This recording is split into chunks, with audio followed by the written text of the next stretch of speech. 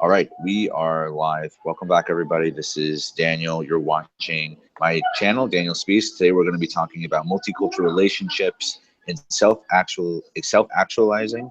If you don't know what self-actualizing is, we have several little topics that we will be talking about today, including multicultural relationships, how to listen to what the person needs or people need, how to help people look into themselves, and how to get them to communicate empathetically. And today we have Linda again with us. And so, and Linda, I don't know if you want to do your little intro, and then we'll get right into these topics. Okay, sure. Just want to mention a little bit. My website is lifeunlimited.biz, B-I-Z. And if anyone ever wanted to contact me to talk more about my coaching, you could visit the website. What I've been doing is I've been working with some people who have different relationships. Like, for example, if the husband and wife are from totally two different countries, one is from U.S. and another one is from England, or someone from India who may be talking to another person from another part of India, that creates a multicultural because they're not talking the same language all the time. And even if you're talking about people from China, if you're talking about people from mainland China versus Hong Kong or Japan, that also creates the multicultural. I can only imagine what kind of life situations that may unravel when, of course, like let's say you're like on vacation, you meet somebody, and then you end up being with them or whatever, ends up happening, X, Y, and Z. And then, now you have to go through the growing pains of language diversity, figuring out how to communicate effectively, active listening, because, like a really good example is that I'll give you a really great example of this. If we look at personality temperaments, right? We can take a look at like a creative personality temperament. They're really great at listening, active listening, brain, like functionally with their brain. So artists, if you guys didn't know this, cognitively, they're very great listeners. And so if you ever notice this, any creative person will always wait till you finish a sentence and then wait and pause, really think about what you had said to them, and then talk back. Right. That's something that creatives all across the board do. And bring this up to a larger scale so it's relevant. Every country, every creative within every country operates differently. Right. And so there's going to be diversity with not only different temperaments within different cultures, again, because let's just say Asian cultures, how the language operates is, and as you may possibly know, you have to wait till like the end of the sentence to really understand the whole entirety of what they're saying. I know that happens in Mandarin. And so when you combine all these different kind of ideas between how somebody can just be temperamental wise, how a language just in itself can affect communication, and cultural valuations, like what a culture values within social communications and psychology, it just ends up being like a mess of, how do you connect all this? Right, exactly. Because when you're dealing with, even in the United States itself, there is like New York City itself, there are so many different culture and so many diversity of people that if you're not making an effort to really listen to what they're asking, you could be directing them to somewhere completely different from what they're asking for. Like if they said that they wanted to go to Midtown and you didn't really hear them saying that they want to go to Midtown, you may be thinking they wanted to go to Chinatown. And just by not listening, that already create a split in the relationship, and two people could be getting very angry at each other by not even really realizing what each other is talking about. So even another example is when you're dealing with a parent who had came from another country, like India, and their children are growing up here in the United States. Already you're talking about multicultural because the children grows up with the knowledge that they are taught in this country. Even though they may be talking in Indian back in their own home, they're still learning from the people here in the country when they go to school, when they go and play in the playground, when they go and do some activity after school, they go to the music lesson. Teachers and other kids, everyone in their surrounding is creating a totally different culture for them already. And so Yes. when they're communicating with their parents, the parent may want a certain structure for them, but the kids is not going to, they're not going to stay with that structure because it's already there's a conflict in what is expected and what they have learned. So what are some things that you're able to do yourself as a coach and a professional to kind of counteract these stigmas that involve the structures and kind of help either students or people within multicultural relationships move forward in connecting? Sure. One of the things that I have been able to work with some people that are my clients was that the at least even from what I grew up in, where your parents is expecting you to be seen and not heard, and here in this country, you kind of get a lot of the different, something different. It's expected that the children should be talking all the time because they are part of the relationship, part of the family. So that is encouraged in school and in all the environment where the parents did not expect that because again they learn from when they grew up that children are to be seen, so they are always the adults are always the one who is expected to be communicating, and the children are there constantly listening and learning. So what I do when I work with them is I would talk to the parents about this. I would say your kids are the reason why they probably act up sometimes is because of the fact that they want to be heard. They want to let you know that they also thinking, they also has something to say. And if you allow them the time to talk, to be heard, you'll start to find that there is an interaction between you and them, and there is no getting upset, or there is no wondering why the children is never listening to you, or why is they always running around being so active and not sitting still to according to your expectation. And then by communicating with them, allowing them to communicate with you, you'll start to discover that there is that possibility that they will do what you want, but after they realize that they're also being acknowledged. And it also, when you're dealing with, when you're also dealing with two adults, it's the same thing too. If one person is listening to the other, they start to realize that, there is some values in both people who are in relationship. It's not just a one person relationship in this.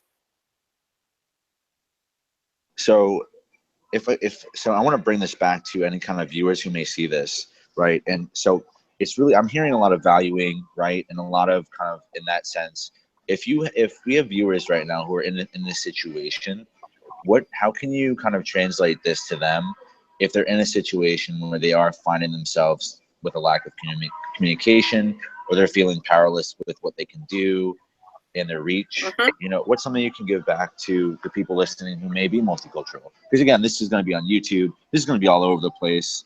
Right. So what do you think? What would you tell them in terms of advice? What I would like the viewers to know is the fact that when you're finally realize that you're not communicating is to start thinking, what is it that is creating this split between us?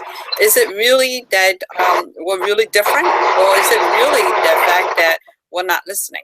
You know, if you do active listening, you really will discover how valuable the other person is. You know, and both people are acknowledging each other, and they start to realize that every single person that brings something to the table is very important, and that just by listening, you start to see that, well, maybe when I assumed that this person meant this, they really meant this. They really are saying this because they're saying what they're talking about.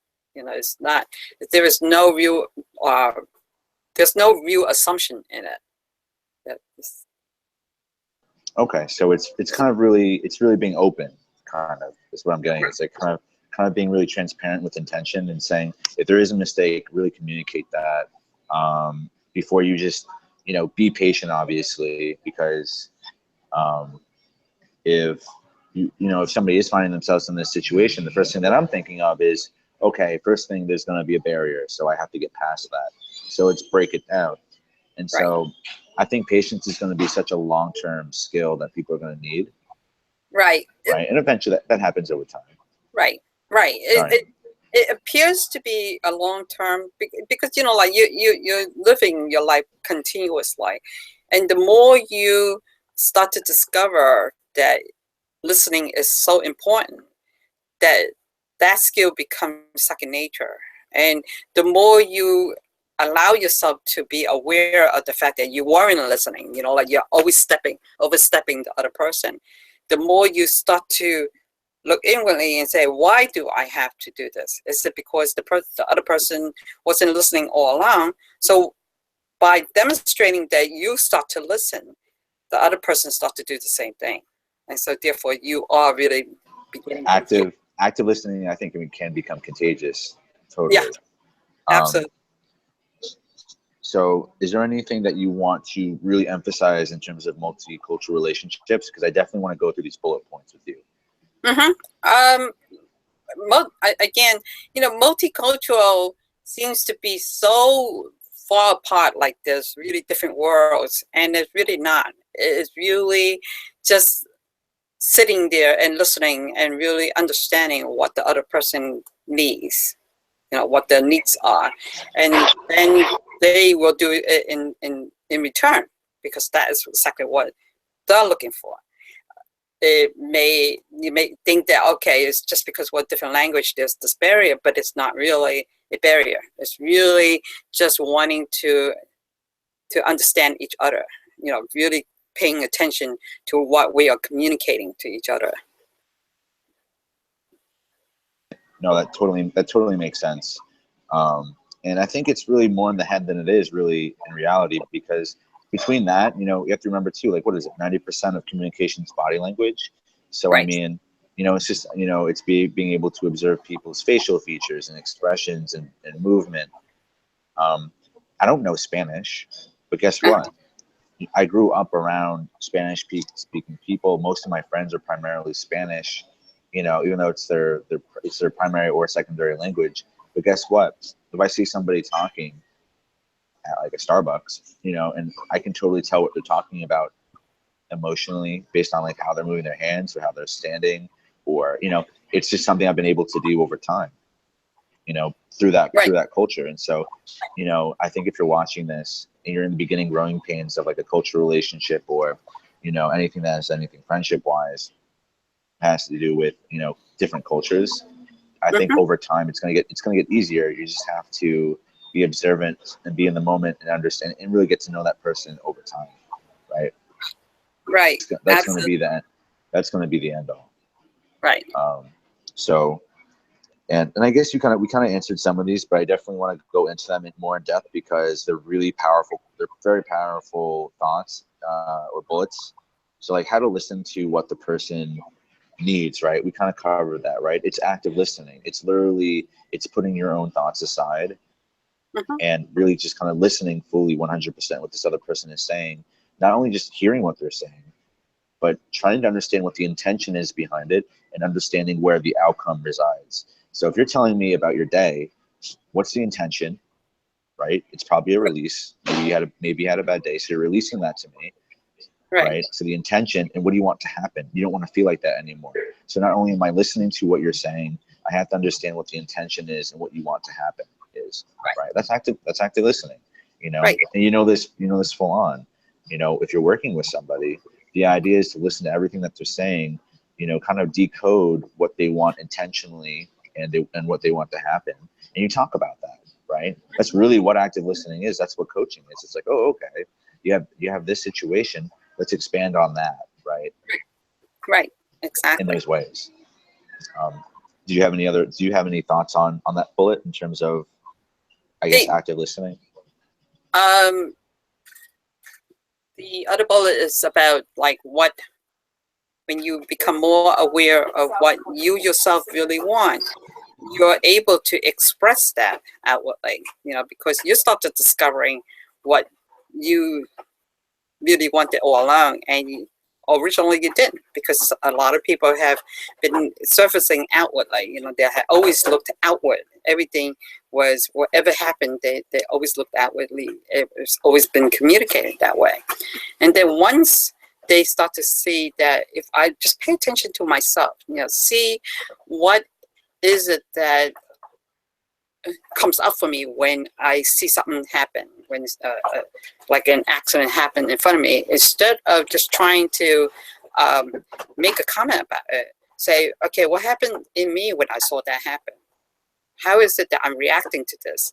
And then you no longer create a picture that doesn't really exist, but you create a picture that really is right before your eyes, because you're observing it. You're not commenting on it. You're not making a reason for that. You're actually seeing the reason for it and see actually what happens.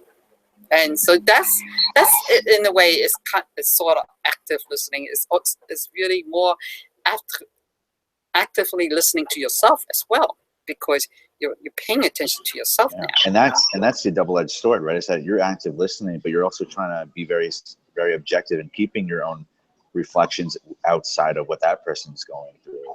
And like what the most common thing is the very opposite of active listening, which is, you know, being totally unaware and not present with what somebody's saying.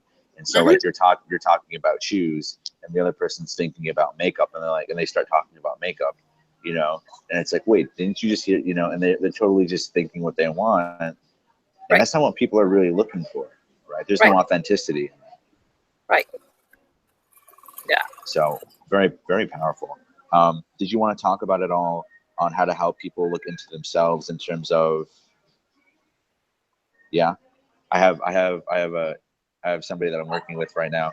I think she wants to really tackle this idea, how to help people look into themselves. So do you want to start off with that? I know we're also, very often, because you know, we've been hearing that the society is always so quick with everything. You know, you constantly have to do this, have to do this. You never had time to sit down and think about what is going on, because everything is in fast motion. You know, like you got to get up, you got to go work, you got to, you know, take your kids to school. You have to get back in time to cook. Everything is rush. And then suddenly something happened, and it's like your spouse suddenly say, okay, I want a divorce. And you say, whoa, what happened? You know, what went wrong? It was because of the fact that we don't take the time to think about what we really want, how we're dealing with a situation anymore, because we're so focused out externally. That one way to help yourself to start to focus inwardly is through meditation. You know, you start to ask yourself questions like, am I happy? Is this situation a happy moment? How can I possibly make sure that I stay happy so everyone around me is happy? You know, like when we become more aware of ourselves, we create a better atmosphere between us and everyone else. And that's really turning inward. You're focusing. You're becoming aware. You're saying to yourself, doing this is no longer satisfying. That I need to do to make me happy. Make me satisfied with my situation. Do I have to learn more? Do I have to grow more? Do I need to listen more? That's becoming aware of yourself. Yeah, and I think you're touching up on like a totally different topic, and I love it, because when we get into this, we get into how people put on the back burner so many different things in their life, and that when you really meditate, or you're really self-introspect or self-actualize, or you become self-aware, you're actually really opening yourself up to everything you've been putting off.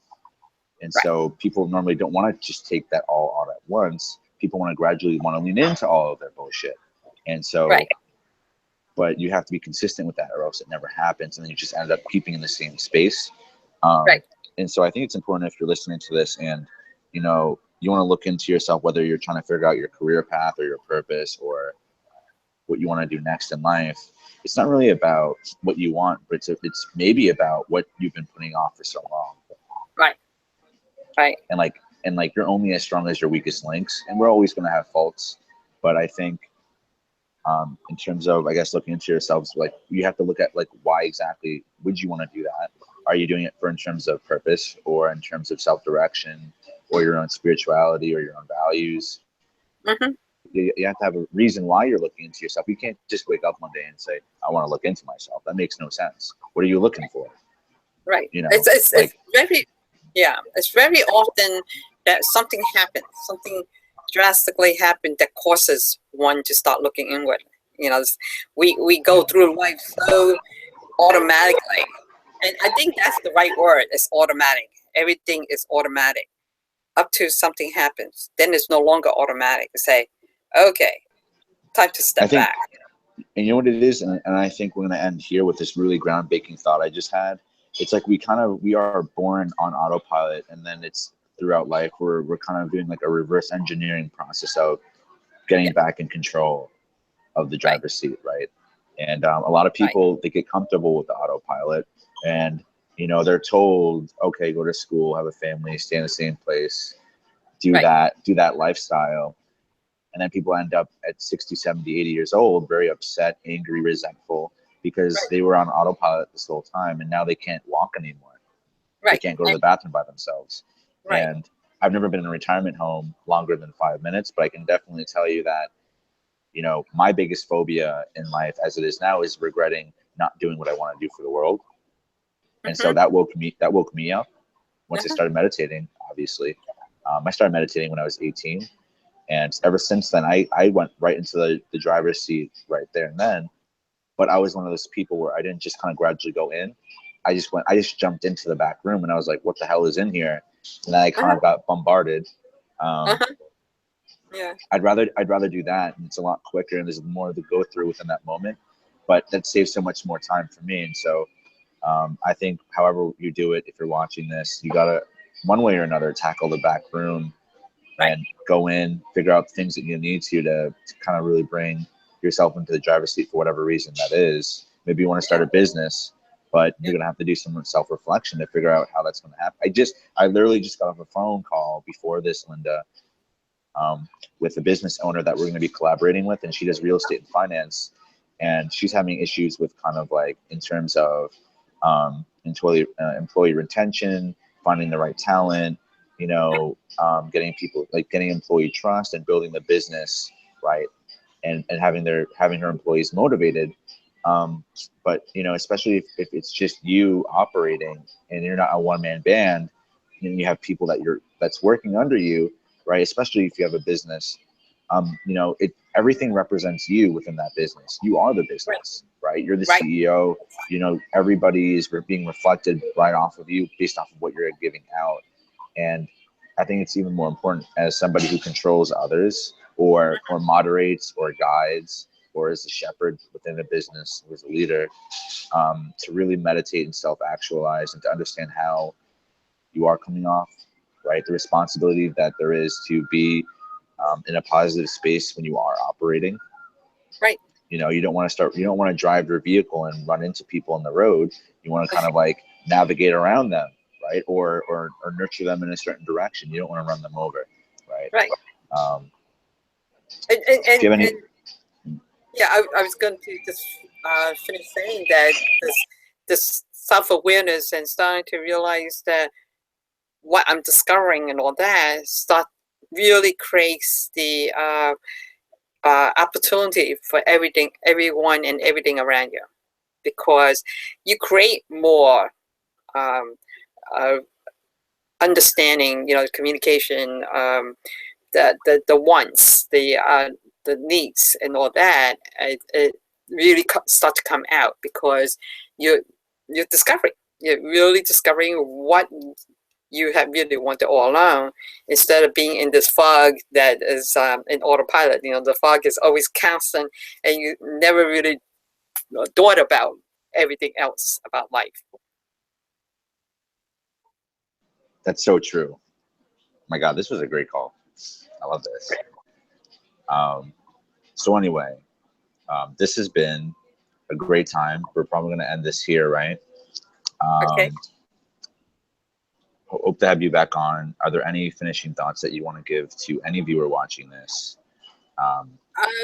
Just the fact that I always try to be listening internally to yourself as well as listening externally, because again, in multicultural, as to whether we're in the same culture, with every single one of us is always talking different languages, no matter how English it is. We're individuals. We're going to talk, what is in our mind. And the thing is, the more we listen to ourselves and to others, the more we're able to communicate, the more we're able to create that connectedness. And that's it. That's all it is in life. It's just all trying to connect and be in a positive space. So I totally agree. Listen, guys, if you're watching this and you love Linda, follow her on with her content and her mission in life. There'll be links down below in the description to find her, and in the old video. So make sure you guys check that out. If you have any questions for her, please leave them down in the comments. She can totally watch and see the comments down below, and she can answer them if she wants. And then you can follow her on YouTube if she gets on YouTube. Or if you have any comments for me, or you want to see us cover a certain topic together, I want Linda to actively be on the channel more. So I don't know. That's pretty much it, guys. Thanks for watching, and I will see you next time. Thank you.